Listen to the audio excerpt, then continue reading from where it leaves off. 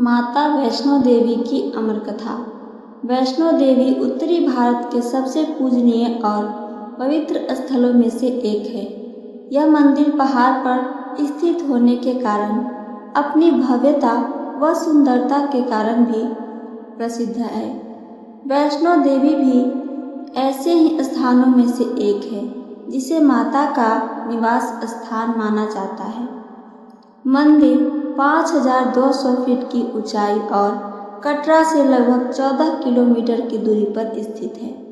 हर साल लाखों तीर्थयात्री मंदिर के दर्शन करने आते हैं। यह भारत में तिरुमला वेंकटेश्वर मंदिर के बाद दूसरा सर्वाधिक देखा जाने वाला धार्मिक तीर्थ स्थल है। वैसे तो माता वैष्णो देवी के संबंध में कई पौराणिक कथाएं प्रचलित हैं, लेकिन मुख्य रूप से दो कथाएं प्रचलित हैं। माता वैष्णो देवी की प्रथम कथा आइए सुनते हैं। मान्यता के अनुसार एक बार पहाड़ों वाली माता ने अपने एक परम भक्त पंडित श्रीधर की भक्ति से प्रसन्न होकर उसकी लाज बचाई और पूरे सृष्टि को अपने अस्तित्व का प्रमाण दिया। वर्तमान कटरा कस्बे के 2 किलोमीटर की दूरी पर स्थित हंसाली गांव में मां वैष्णो देवी के परम भक्त श्रीधर रहते थे। वह निसंतान होने से दुखी रहते थे। एक दिन उन्होंने नवरात्रि पूजन के लिए कुंवारी कन्याओं को बुलाया। मां वैष्णो कन्या वेश में उन्हीं के बीच आ बैठी। पूजन के बाद सभी कन्याएं तो चली गईं, पर मां वैष्णो देवी वहीं रही और श्रीधर से बोली, सबको अपने घर भंडारे का आमंत्रण दे आओ। श्रीधर ने उस दिव्य कन्या की बात मान ली और आसपास के गांव में भंडारे का संदेश पहुंचा दिया। वहां से लौटकर आते समय गुरु गोरखनाथ व उसके शिष्य बाबा भैरवनाथ जी के साथ उनके दूसरे शिष्यों को भी भोजन का आमंत्रण दिया गया। भोजन का निमंत्रण पाकर सभी गांववासी अचंभित थे कि वह कौन सी कन्या है जो इतने सारे लोगों को भोजन करवाना चाहती है। इसके बाद श्रीधर के घर में अनेक गांववासी आकर भोजन के लिए एकत्रित हुए। तब कन्या रूपी मां वैष्णो देवी ने एक विचित्र पात्र से सभी को भोजन परोसना शुरू किया। भोजन परोसते हुए जब वह कन्या भैरवनाथ के पास गई, तब उसने कहा कि मैं तो खीर पूरी की जगह मांस भक्षण और मदिरा पान करूंगा। तब कन्या रूपी मां ने उसे समझाया कि यह ब्राह्मण के यहाँ का भोजन है, इसमें मांसाहार नहीं किया जाता। किंतु भैरवनाथ ने जानबूझकर अपनी बात पर अड़ा रहा। तब भैरवनाथ ने उस कन्या को पकड़ना चाहा। तब मां ने उसके कपट को जान लिया।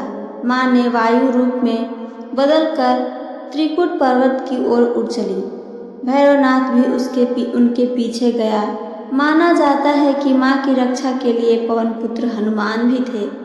मान्यता के अनुसार उस वक्त भी हनुमान जी माता की रक्षा के लिए उनके साथ ही थे। हनुमान जी को प्यास लगने पर माता ने उनके आग्रह पर धनुष से पहाड़ पर बाण चलाकर एक जलधारा निकाला और उस जल में अपने केश धोए। आज यह पवित्र जलधारा पान गंगा के नाम से जानी जाती है, जिसके पवित्र जल का पान करने से या इससे स्नान करने से श्रद्धालुओं की सारी थकावट व तकलीफें दूर हो जाती है। इस दौरान माता ने एक गुफा में प्रवेश कर 9 माह तक तपस्या की। भैरवनाथ भी उनके पीछे वहां तक आ गया। तब एक साधु ने भैरवनाथ से कहा कि तू जिसे एक कन्या समझ रहा है, वह आदि शक्ति जगदम्बा है, इसलिए उस महाशक्ति की पीछा करना छोड़ दो। भैरवनाथ साधु की बात नहीं मानी। तब माता गुफा की दूसरी ओर से मार्ग बनाकर बाहर निकल गई। यह गुफा आज भी अर्धकुमारी या आदि कुमारी या गर्भजून के नाम से प्रसिद्ध है। अर्धकुमारी के पहले माता की चरण पादुका वहां मिलती है। यह वह स्थान है जहां माता ने भागते भागते मुड़कर भैरवनाथ को देखा था। गुफा से बाहर निकलकर कन्या ने देवी का रूप धारण किया। माता ने भैरवनाथ को चेताया और वापस जाने को कहा, फिर भी वह नहीं माना। माता गुफा के भीतर चली गई। तब माता की रक्षा के लिए हनुमान जी ने गुफा के बाहर भैरव से युद्ध किया था। भैरव ने फिर भी हार नहीं मानी। जब वीर हनुमान निढाल होने लगे तब माता वैष्णवी ने महाकाली का रूप लेकर भैरवनाथ का संहार कर दिया।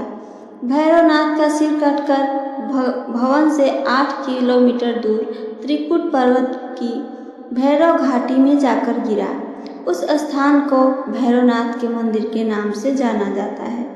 जिस स्थान पर मां वैष्णो देवी ने हठी भैरवनाथ का वध किया वह स्थान पवित्र गुफा अथवा भवन के नाम से प्रसिद्ध है।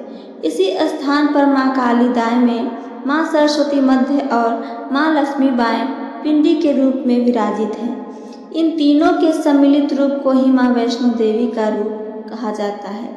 इन 3 भव्य पिंडियों के साथ कुछ श्रद्धालु भक्तों एवं जम्मू कश्मीर की भूतपूर्व नरेशों द्वारा स्थापित मूर्तियों एवं यंत्र इत्यादि है। कहा जाता है कि अपने वध के बाद भैरवनाथ को अपनी भूल का पश्चाताप हुआ और उसने मां से क्षमादान भी मांगी थी। माता वैष्णो देवी जानती थी कि उन पर हमला करने के पीछे भैरव की प्रमुख मंशा मोक्ष प्राप्त करने की थी। उन्होंने न केवल भैरव को पुनर्जन्म के चक्र से मुक्ति प्रदान की बल्कि उसे वरदान देते हुए कहा कि मेरे दर्शन तब तक पूरे नहीं माने जाएंगे जब तक कोई भक्त मेरे बाद तुम्हारे दर्शन नहीं करेगा। उसी मान्यता के अनुसार आज भी भक्त माता वैष्णो देवी के दर्शन करने के बाद 8 किलोमीटर की खड़ी चढ़ाई चढ़कर भैरवनाथ के दर्शन करने जाते हैं। इस बीच वैष्णो देवी ने 3 पिंडी सीढ़ियानी सहित एक चट्टान का आकार ग्रहण किया और सदा के लिए ध्यान मग्न हो गई। इस बीच पंडित श्रीधर अधीर हो गए। वे त्रिकुटा पर्वत की ओर उसी रास्ते आगे बढ़े जो उन्होंने सपने में देखा था। अंततः वे गुफा के द्वार पर पहुँचे। उन्होंने कई विधियों से पिंडों की पूजन की अपनी दिनचर्या बना ली। देवी उनकी पूजा से प्रसन्न हुई। वे उनके सामने प्रकट हुई और उन्हें आशीर्वाद दिया। तब से श्रीधर और उनके वंशज देवी मां वैष्णो देवी की पूजा करते चले आ रहे हैं। माता वैष्णो देवी की अन्य दूसरी कथा आइए सुनते हैं। हिंदू पौराणिक मान्यताओं में जगत में धर्म की हानि होने और अधर्म की शक्तियों के बढ़ने पर आदि शक्ति के सत, रज और तम 3 रूप महासरस्वती, महालक्ष्मी और महादुर्गा ने अपनी सामूहिक बल से धर्म की रक्षा के लिए एक कन्या प्रकट की। यह कन्या त्रेता युग में भारत के दक्षिणी समुद्री तट पर रामेश्वर में पंडित रत्नाकर की पुत्री के नाम से अवतरित हुई। कई सालों से संतानहीन रत्नाकर ने बच्ची को त्रिकुटा नाम दिया, परंतु भगवान विष्णु के अंश रूप में प्रकट होने के कारण वैष्णवी नाम से विख्यात हुई। लगभग 9 वर्ष की आयु होने पर उस कन्या को जब यह मालूम हुआ कि वह भगवान विष्णु भी इस भूलोक में भगवान श्री राम के रूप में अवतार लिए हैं, तब वह भगवान श्री राम को पति मानकर उनको पाने के लिए कठोर तपस्या करने लगी। जब श्री राम सीता हरण के बाद सीता की खोज करते हुए रामेश्वर पहुँचे तब समुद्र तट पर ध्यान मग्न कन्या को देखा। उस कन्या ने भगवान श्री राम से उसे पत्नी के रूप में स्वीकार करने को कहा। भगवान श्री राम ने उस कन्या से कहा कि उन्होंने इस जन्म में सीता से विवाह कर एक पत्नी व्रत का प्रण लिया है, किंतु कलियुग में मैं कल्कि अवतार लूँगा और तुम्हें अपनी पत्नी के रूप में स्वीकार करूँगा। उस समय तक तुम हिमालय स्थित त्रिकुट पर्वत की श्रेणी में जाकर तप करो और भक्तों के कष्ट और दुखों का नाश कर जगत कल्याण करती रहो। जब श्री राम ने रावण के विरुद्ध विजय प्राप्त किया तब माँ ने नवरात्र में मनाने का निर्णय लिया। इसलिए उक्त संदर्भ में नवरात्र के 9 दिनों की अवधि में रामायण का पाठ करते हैं। श्री राम ने वचन दिया था कि समस्त संसार द्वारा माँ वैष्णो देवी की स्तुति गाई जाएगी। त्रिकुटा वैष्णो देवी के रूप में प्रसिद्ध होंगी और सदा के लिए अमर हो जाएंगी। तो ये थी मेरी आज की कथा। मेरी कथा आप सबको पसंद आई है तो चैनल को सब्सक्राइब करके वीडियो को लाइक करना ना भूलें। साथ साथ अपना एक प्यारा सा कमेंट करके हमें ज़रूर बताइए। सुनने के लिए धन्यवाद। जय माता दी।